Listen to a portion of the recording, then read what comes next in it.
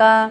법무법인 차원의 진혜원 대표 변호사입니다. 오늘은 민사사건 중에서 사해행위 취소 사건의 피고 측을 대리해 승소한 서울중앙지방법원 성공 사례를 소개해 드리겠습니다. 사해행위라는 법률 용어가 낯서실 텐데요. 이것은 채무자가 채권자를 해함을 알면서도 재산권을 목적으로 하는 법률 행위, 즉 자신의 재산을 은닉, 숨기거나 또는 손괴, 망가뜨리거나 제3자에게 증여하는 등의 방법을 통해서 자신의 총 재산을 감소시키는 행위를 말합니다. 즉 채권자의 강제 집행을 어렵게 만드는 채무자의 고의적인 행위를 사해행위라고 하는데, 채권자는 민법 제406조에서 규정하고 있는 사해행위 취소 소송을 통해서 채무자 재산을 원상태로 돌려놓을 수 있습니다. 이러한 사해행위 취소 소송은 채권자가 원고가 되고 채무자와 법률 행위를 한 그 상대방, 그 사람을 피고로 해서 제기하는 소송입니다. 사해행위 취소 소송이 성립하려면 몇 가지 요건이 성립해야 하는데요.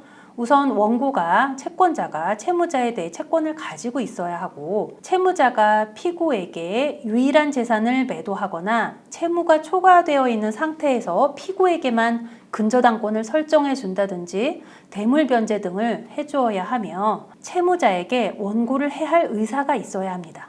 만일 채무자가 자신의 유일한 재산을 매도한 경우라면 채무자의 사해 의사는 사실상 추정됩니다. 이러한 사해행위 취소 소송은 제척기간이 있습니다. 채권자가 채무자의 사해행위를 한 날로부터 1년, 채무자가 사해행위를 한 날로부터 5년이 지나기 전에 소송이 제기되어야 합니다. 한편 수익자 또는 전득자인 피고는 원고의 채무자에 대한 채권이 소멸되었다는 주장을 하거나 자신이 법률 행위를 했을 때 그러한 행위가 채권자를 해하는 행위였다는 점을 알지 못했다는 선의의 항변을 할 수 있습니다. 오늘 소개해드리는 판례 사안에서는 피고가 선의의 수익자 항변을 해서 승소한 사안입니다. 먼저 사실관계부터 구체적으로 살펴보겠습니다. 원고의 채무자 이 씨는 이 사건 부동산, 대지와 그 지상주택이었습니다. 부동산을 소유하고 있었는데 이 사건 부동산에 관해 피고 오 씨와 매매 계약을 체결하고 피고 앞으로 소유권 이전 등기를 맞춰주었습니다. 그 부동산 매매 계약 당시 채무자 이 씨는 이 사건 부동산 외에 별다른 재산이 없었습니다. 이에 대한 서울중앙지방법원의 판단을 살펴보겠습니다.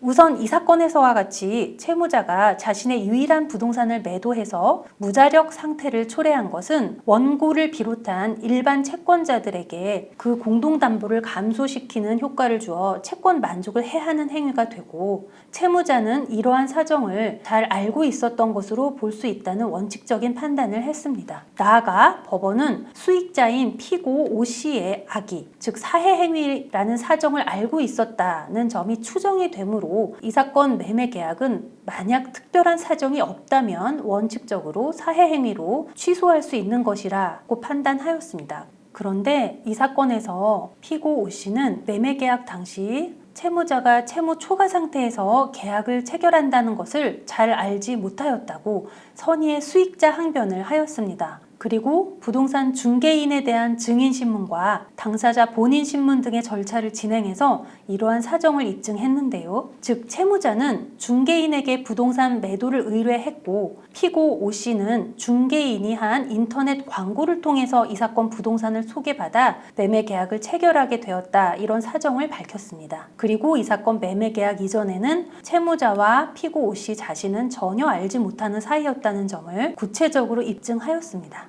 이러한 피고의 선의의 항변이 받아들여져서 원고의 피고 오 씨에 대한 청구는 기각되어 피고가 승소를 하였습니다. 오늘 살펴본 판례 사안에서 알 수 있듯이 사해행위 취소 소송의 피고 입장에서는 선의의 항변을 할 수 있습니다. 그러한 항변이 받아들여지기 위해서는 법률행위 당시의 사정을 여러 증거 방법을 통해 구체적으로 입증해야 하겠습니다. 이러한 사해행위 취소 소송과 관련해서 어려움을 겪고 계신 분들은 저희 법무법인 차원으로 연락 주시기 바랍니다. 그간 다수의 승소 사례와 전문성을 바탕으로 최선의 도움을 드리겠습니다. 감사합니다.